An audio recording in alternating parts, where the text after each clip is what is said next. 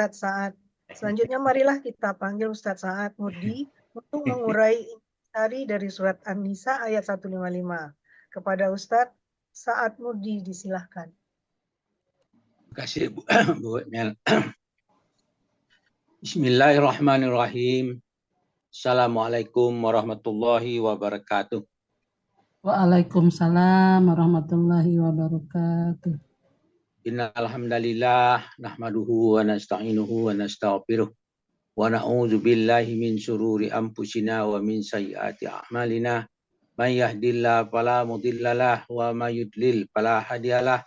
Asyhadu an la ilaha illallah wa la syarikalah wa asyhadu anna Muhammadan abduhu rasuluh. Allahumma shalli wa sallim wa barik ala Muhammad wa ala ali Muhammad wa ashabihi wa man tahum ihsan ila yaumiddin. Wallahu ta'ala ba'da a'udzu billahi minasyaitonir rajim. Ya ayyuhalladzina amanu taqullaha haqqa tuqatih wa la tamutunna illa wa antum muslimun. Ya ayyuhan nasu taqu rabbakumul ladzi khalaqakum min nafsin wahidah wa khalaqa minha zawjaha wa basa minhuma rijalan katsiran wa nisaa'a.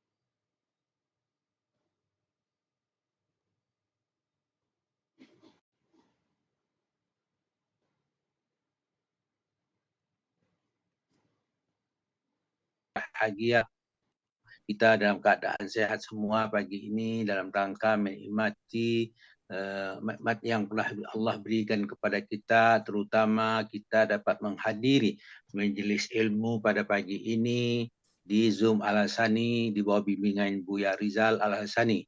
Kita membahas surah An-Nisa ayat 155 didampingi oleh Ibu Siti Fauziah. Mudah-mudahan kita dapat memahaminya secara bersama. Marilah kita bacakan dulu. A'udzu billahi minasy syaithanir rajim.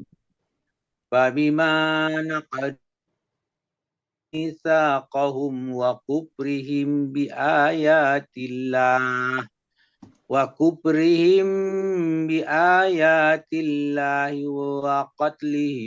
anbiya bighairil haqq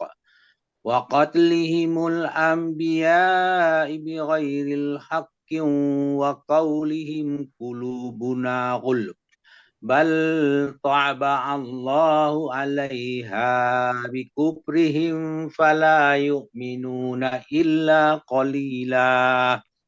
Maka kami hukum mereka karena mereka melanggar perjanjian itu, karena kekafiran mereka terhadap keterangan-keterangan Allah, karena pembunuhan yang mereka lakukan terhadap para nabi tanpa hak atau alas yang benar, dan karena perkataan mereka hati kami tertutup, sebenarnya Allah mengunci hati mereka karena kekufurannya.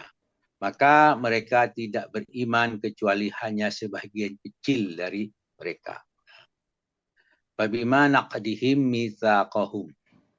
Di penggalan itu menunjukkan kami hukum mereka karena mereka melanggar perjanjian.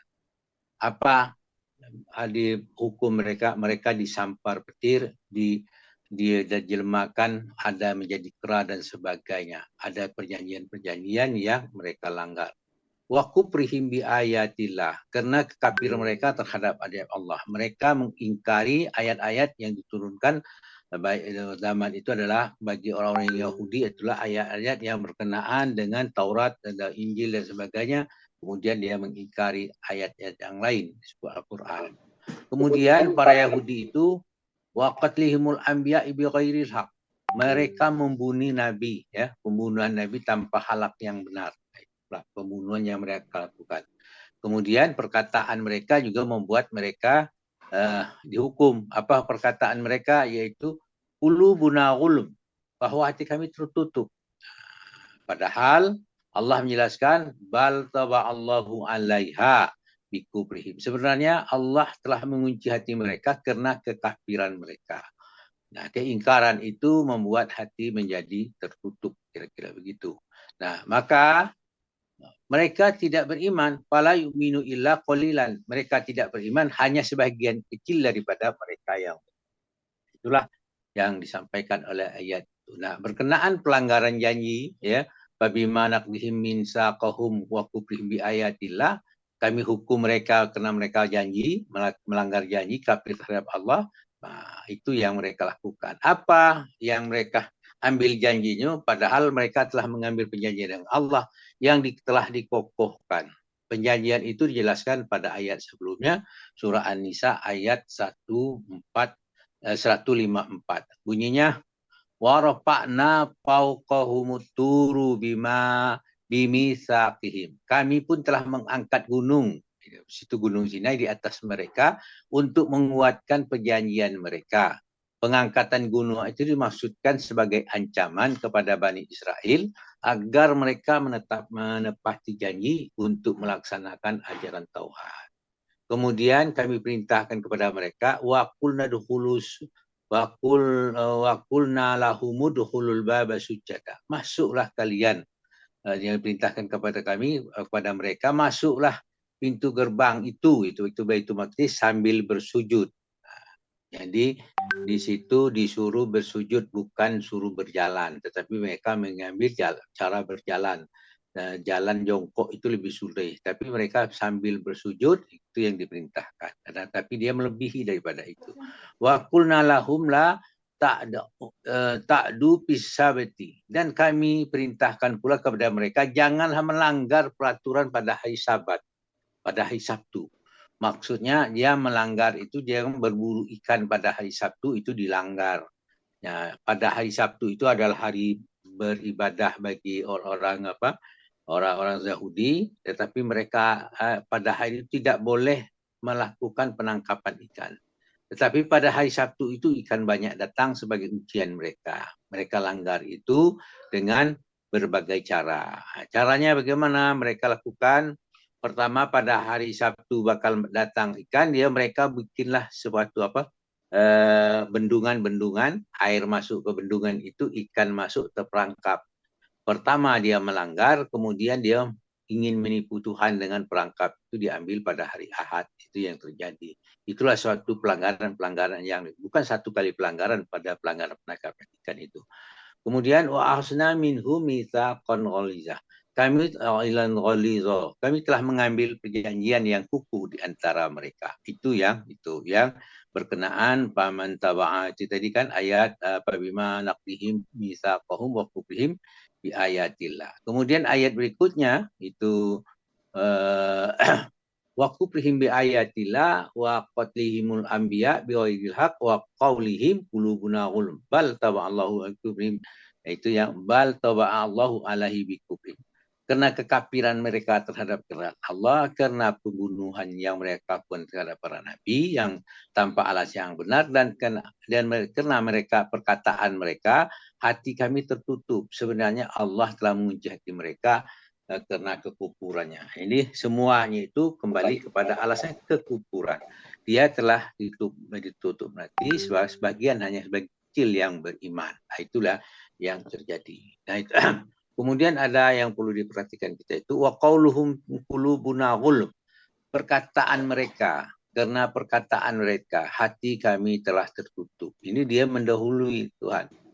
Dia menutup hatinya, bukan hatinya, dia menutup hatinya lebih dulu. Itulah pekerjaan orang-orang Yahudi. Maka dijelaskan dalam surah Fussilat ayat 5 yang bunyi ayat auzubillahi minasyaitonirrajim wa qalu qulubuna fi akinnatin mimma tad'una ilaih wa fi azanina wa qarun wa min bainina wa bainika hijabun fa'mal innana amilun.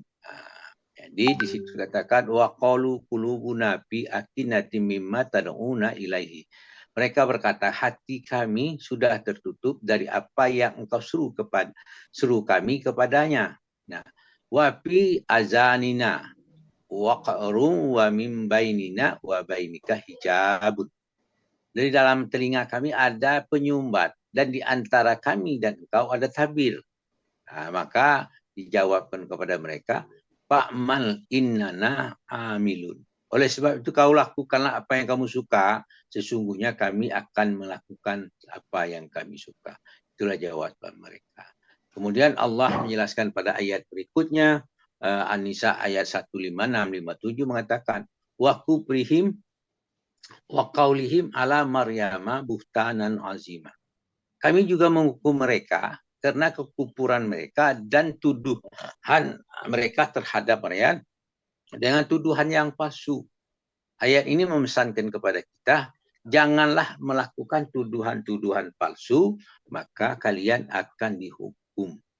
Urusan hukum, urusan Allah, tapi yang dipesan itu yang paling penting, jangan melakukan tuduhan-tuduhan palsu, termasuk juga saksi-saksi palsu. Nah, pada ayat berikutnya, An-Nisa 157, Allah mengatakan, wa qaulihim inna qaltalna al-masiha Isa ibn Maryam Rasulullah. Kami hukum mereka karena ucapan mereka. Sesungguhnya kami telah membunuh Al-Masih putra Maryam. Itu Rasul Allah. Ayat ini merupakan bantahan terhadap anggapan ahli kitab bahwa Nabi Isa alaihissalam meninggal di tiang saliban. Apa jawabnya? Wa ma qataluhu wa ma salabu. Padahal mereka tidak membunuhnya, tidak pula menyalibnya. Akan tetapi walakin subbihalahum. Tetapi yang mereka bunuh adalah orang yang menurut mereka yang menyerupai Isa. Yaitu. Kemudian wa innal ladzina talabu bi siqaqim minhum. Sesungguhnya mereka berselisih pendapat tentang pembunuhan Isa. Mereka selalu dalam keraguan terhadap pembunuhan itu.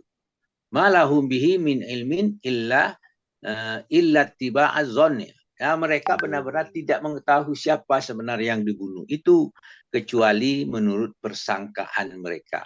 Zon itu persangkaan sudah mendekati di atas 75%, hampir betul. Itu menurut mereka. Tetapi hanya tetap persangkaan. Wa ma qatalahu yakinan. Jadi mereka tidak yakin telah membunuh Nabi Isa itu. Itulah yang perlu terjadi karena keyakinan. Jadi ayat ini menjelaskan kita bahwa Nabi Isa tidak dibunuh, tidak disalib. Kemudian Allah menegaskan dalam surah Ali Imran ayat 55 dikatakan, iz qala lahum ya Isa inni mutawaffika wa rafi'uka ilayya mutahhiruka minal ladzina kafaru.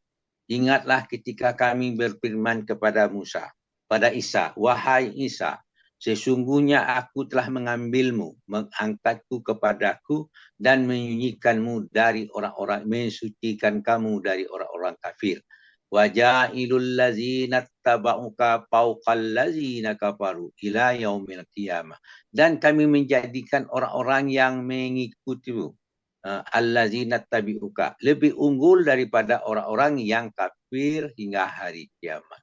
Summa ilayya marji'ukum fa'ahkuma bainakum fima kuntum bihi tahtalifun. Kemudian kepadakulah kamu dikembalikan, lalu aku beri keputusan tentang apa yang selalu kalian perselisihkan. Nah, itulah ayat-ayat yang menjelaskan kepada kita untuk membahas ayat 155 ini. Mungkin ada berurut-urutan berkaitan dengan ayat sebelumnya. Itulah yang bisa disebutkan. Alhamdulillah pagi ini kita dapat memahami tambahan ilmu pengetahuan baik secara gramatikal maupun secara tadabbur agar kita meningkatkan keimanan kepada Allah Subhanahu wa taala. Namun sebagai manusia biasa tentu tidak lepas dari kekeliruan atau kesalahan.